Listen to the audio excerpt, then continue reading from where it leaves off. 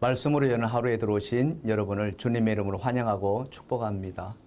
오늘도 우리와 함께 하기를 원하시는 주님께 마음의 문을 열어드립시다. 그리고 그 주님의 말씀에 귀를 기울입시다. 그 말씀을 가지고 오늘도 승리하는 삶을 사시기를 주님의 이름으로 축복합니다. 안녕하세요. 한경 목사입니다. 여러분 혹시 녹색 동물이라는 말을 들어보신 적이 있으신가요? 녹색 식물 혹은 녹색 산업과 같은 말은 몰라도 녹색 동물은 금시초문이 아닐까 싶습니다. 저 역시도 처음엔 그랬습니다. 지난 2018년 EBS에서 녹색 동물이라는 제목으로 다큐멘터리를 제작 방영한 적이 있었습니다. 제목이 좀 특이해서 보게 되었는데요. 보는 내내 신비로움과 감탄을 금치 못했습니다. 그중 하나가 겨우살이에 대한 내용이었습니다. 여러분 겨우살이를 아시죠? 겨울철 높은 나무가지 위에 연한 녹색을 띤 언뜻 보면은 가시 덤불같이 생긴 것이 바로 겨우살이죠. 이 겨우살이는 스스로가 햇빛을 받아서 광합성을 합니다만 다른 나무에 붙어서 기생을 합니다. 그래서 기생식물이라고 합니다. 문제는 이 겨우살이가 그 높은 나무가지 위에서 어떻게 번식하느냐 하는 것이었습니다. 대개 식물은 씨앗을 퍼뜨려서 번식하지 않습니까? 그러기 위해서는 반드시 흙과 땅이 필요했습니다. 그런데 이 겨우살이는 나무가지 위에서 번식한다는 것이었습니다. 그것도 높은 나무 위에서 땅도 흙도 없이 말이죠. 신기하지 않습니까? 어떻게 했을까요? 카메라는 겨우살이의 열매에 초점을 맞춰줬습니다. 작은 구슬 같은 열매를 맺었는데요. 이 열매를 직박구리라는 새가 먹었습니다. 그리고 나무가지 위에서 배설을 하게 되는데요. 이 배설물에 비밀이 담겨져 있었습니다. 겨우살이 열매가 새가 먹으면은 그 위에서 끈끈한 풀 같은 성질이 만들게 된다는 겁니다. 그래서 새가 산 배설물이 곧장 땅으로 떨어지지 않고 마치 본드같이 늘어져서 나무가지에 달라붙어 버린다는 것이죠. 그렇게 달라붙은 씨앗은 나무가지 위에서 발아하여 싹을 틔운다는 것입니다. 겨우살이의 번식의 비밀이 그 속에 담겨져 있었고 정말 신비로웠습니다. 오늘 본문도 바로 그 신비와 관련된 말씀을 우리에게 들려줍니다. 본문 25절을 보시면은 신비의 말이 있는데요. 같이 한번 보시면요. 형제들아 너희가 스스로 지혜 있다 하면서 이 신비를 너희가 모르기를 내가 원하지 아니하노니 이 신비는 이방인의 충만한 수가 들어오기까지 이스라엘에 들어는 우둔하게 된 것이라. 오늘 제가 여러분과 함께 나누고 싶은 말씀이 바로 이 신비입니다. 이스라엘의 구원하심 속에 담겨있는 하나님의 신비 말이죠. 지금부터 그 신비 속으로 여러분과 함께 들어가려고 합니다. 본문이 전하는 구원에 담긴 하나님의 신비는 크게 세 가지로 말씀하고 있습니다. 그 첫 번째는 바로 하나님의 택하심입니다. 자, 본문 28절을 같이 보실까요? 복음으로 하면 그들이 너희로 말미암아 원수된 자요 택하심으로 하면 조상들로 말미암아 사랑을 입은 자라. 여기 보면 택하심이란 말이 나오는데요. 바로 하나님의 택하심입니다. 우리는 구원받은 것을 하나님의 택하심을 받았다고 말하지 않습니까? 사도 바울은 에베소서 1장 4절에서 이 택하심에 대해서 뭐라고 말씀하고 있느냐 하면요. 창세전에 그리스도 안에서 우리를 택하사 우리로 그 사랑 안에서 그 앞에 거룩하고 흠이 없게 하시려고 라고 했습니다. 구원받은 우리가 택함을 받았는데 언제 택함을 받았냐 하니까 창세전에 받았다고 했습니다. 그것도 그리스도 안에서 말이죠. 이것이 바로 그 신비라는 것입니다. 근데 이 속에 숨은 의미가 들어 있습니다. 뭐냐면은 우리를 향한 하나님의 구원의 계획이 창세전부터 있었다는 것입니다. 우리가 지금 언제 살고 있습니까? 21세기를 살아가고 있지 않습니까? 그런데 우리가 창세전에 이미 계획되어 있었다는 것이죠. 그것도 그리스도 안에서 말이죠. 놀랍지 않습니까? 그리스도 안이라는 게 무슨 의미입니까? 우리의 계획이 하나님 한 분만으로 계획된 것이 아니었다는 것입니다. 삼위일체이신 그리스도와 함께 이루어졌다는 것이죠. 이게 정말 신비이자 미스테리가 아닐 수가 없습니다. 조금 전에 제가 미스테리라고 말씀드렸는데 이 미스테리, 신비라는 말 아닙니까? 근데 이 미스테리가 헬라어에서 파생되었다는 겁니다. 신비라는 원어가 미스테리온이 있는데요. 이 미스테리온에서 미스테리가 나왔다는 것입니다. 그 말뜻은 정말 우리가 풀 수 없는 불가사의한 것인데요. 하나님은 그 미스테리를 그 푸는 열쇠를 바로 말씀 속에서 담아두었습니다. 그래서 우리는 이 성경을 손에서 떼놓을 수가 없는 것이죠. 사랑하는 성도 여러분, 하나님의 자녀는 말이죠, 결코 아무나 되지 않습니다. 아무렇게나 택함받는 것이 아니라는 것입니다. 창세전부터 하나님과 그리스도 안에서 철저하게 계획되어 있다는 것입니다. 이것이 바로 하나님의 구원에 담겨 있는 하나님의 신비라는 것입니다. 그래서 택하심을 받는 우리는 하나님의 정말 존귀한 자입니다. 그것을 아는 것이 축복이라는 것이죠. 사랑하는 성도 여러분, 저와 여러분이 그런 존귀한 자인 줄 믿습니다. 그래서 이제 택하심을 받은 자로서 존귀한 삶을 살아가야 하지 않겠습니까? 그런 삶을 사시기를 주님의 이름으로 축원합니다. 두 번째로 구원하심에 담긴 하나님의 신비는 무엇일까요?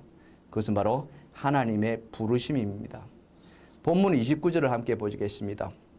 하나님의 은사와 부르심에는 후회하심이 없느니라. 예, 이게 하나님의 부르심이라고 이야기했습니다. 근데 그 부르심에는 후회하심이 없다고 했습니다. 우리는 하나님의 부르심을 영어로 콜링이라고 합니다. 콜링 받는다는 것을 또 소명 받는다라고도 이야기합니다. 여러분에게 한번 물어보고 싶습니다. 혹시 부르심을 받으셨습니까? 소명 받으셨습니까? 이렇게 물으면 아니 그건 목사님 같은 분들이나 받는 거지 우리 같은 평신들은 어떻게 받아요? 라고 반문하실 것입니다. 물론 그렇게 대답하실 수 있습니다만 소명은 목사만 받는 것일까요? 저는 아니라고 봅니다. 하나님을 하는 직분자라면은 저는 다 받는다고 봅니다. 직분과 관련돼서 에베소서 4장의 오중직에 대해서 말씀하고 있는데요. 에베소서 4장 11절과 12절입니다. 그가 어떤 사람은 사도로, 어떤 사람은 선지자로, 어떤 사람은 복음 전하는 자로, 어떤 사람은 목사와 교사로 삼으셨으니 이는 성도를 온전하게 하여 봉사일을 하게 하며 그리스도의 몸을 세우려 하심이라. 여기 보면은 사도와 선지자와 복음 전하는 자와 목사와 교사 이렇게 5가지 직분을 이야기하고 있는데 우리는 흔히 오중직이라고 얘기하죠. 하나님 나라를 세워가는데 굉장히 중요한 직분을 말하고 있습니다.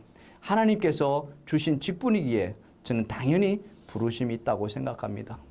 그래서 12제자를 불렀고요. 사도 바울도 불렀던 것입니다. 구약시대에는 그 부르심을 하나님께서 직접 받았습니다. 직접 말씀하셨고 또 직접 들었죠. 여러분 창세기 12장에 보면 아브라함에 대한 이야기가 나오지 않습니까? 창세기 12장 1절과 2절에 하나님께서 아브라함을 부르시는 이야기가 나옵니다. 여호와께서 아브라함에게 이르시되 너는 너희 고향과 친척과 아버지의 집을 떠나 내가 내게 보여줄 땅으로 가라. 내가 너로 큰 민족을 이루겠고 내게 복을 주어 내 이름을 창대하게 하리니 너는 복이 될지라. 사실 아브라함은 갈대 우르 지방의 출신의 우상을 섬기던 자였습니다. 당연히 하나님을 몰랐죠. 하지만 하나님은 친히 아브라함을 찾아가 주셨고 부르셨던 것입니다. 그 부르심 이후에 하나님과 아브라함 사이에는 많은 부르심과 응답이 있었습니다. 중요한 것은 기억해야 할 것은 하나님의 그 부르심에는 반드시 하나님의 축복이 따라온다는 것입니다. 하나님께서 아브라함을 부르시고 나서 어떤 축복을 주셨습니까? 그의 자손이 하늘의 별과 같이 바다의 모래같이 번성하는 축복을 주지 않았습니까? 또 아브라함에게는 모든 족속의 아비가 되는 그런 축복을 주지 않았습니까? 할렐루야. 그런데 문제는요, 그 축복을 당장 눈으로 보지 못한다는 것입니다. 그렇기 때문에 부르심이 있을 때 두려운 것이에요. 그래서 부르심하면은 우리는 손사래를 치는 것입니다. 사랑하는 성도 여러분, 하나님의 부르심에 두려워하지 마시기 바랍니다. 하나님의 부르심은 축복이기 때문에 그렇습니다. 특별히 구원에 담긴 하나님의 부르심은 하나님의 구원의 신비가 담겨 있음을 믿습니다. 로마서 8장 3절은 이에 대해서 이렇게 말씀하십니다.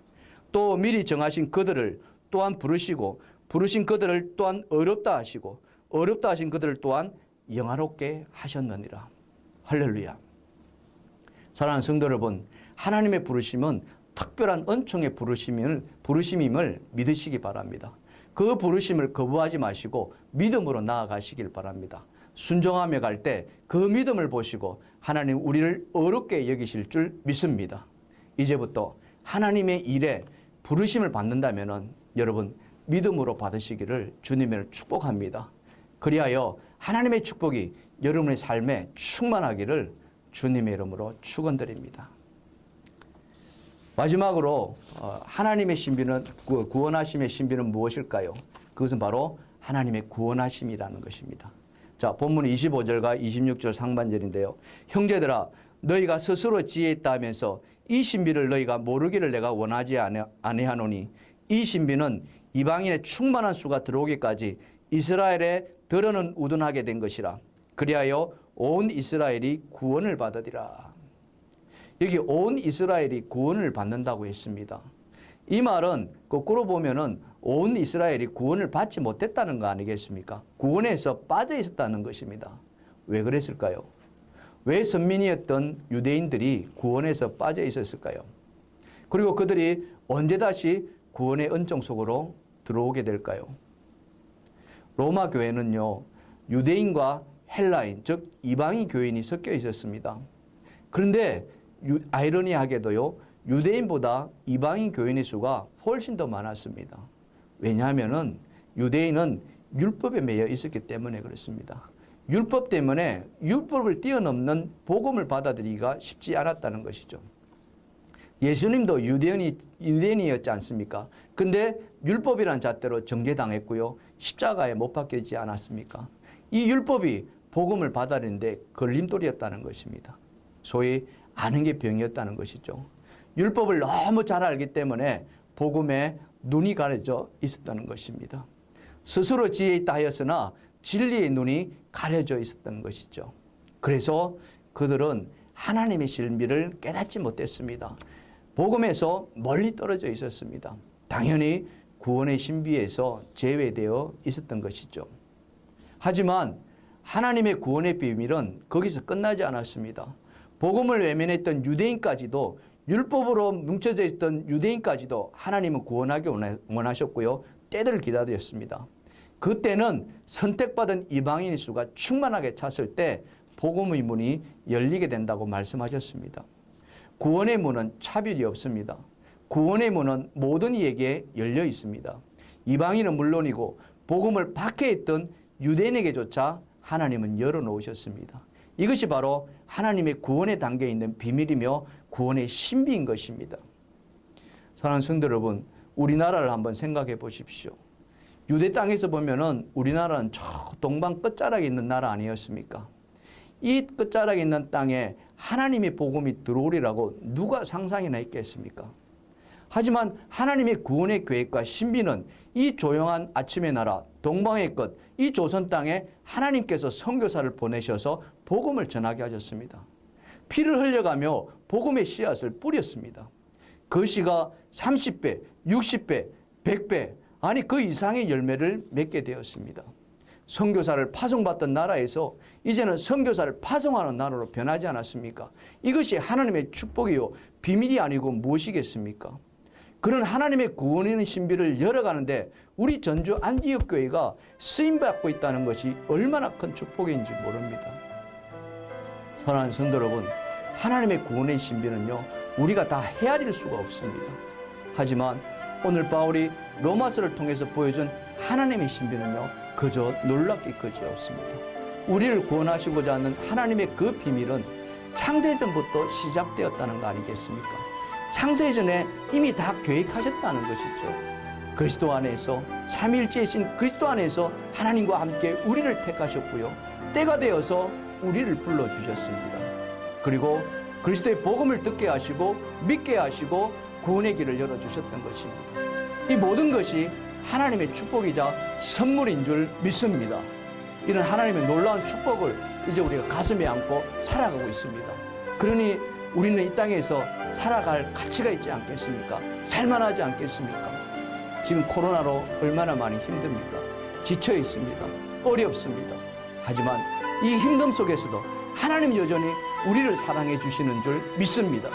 창세전부터 우리를 사랑하셨고 창세전부터 우리를 계획하셨음을 믿습니다. 오늘 이 은총을 가슴에 담고 이 세상에서, 이 힘든 세상에서 승리하는 삶을 사시기를 주님의 이름으로 축원드립니다.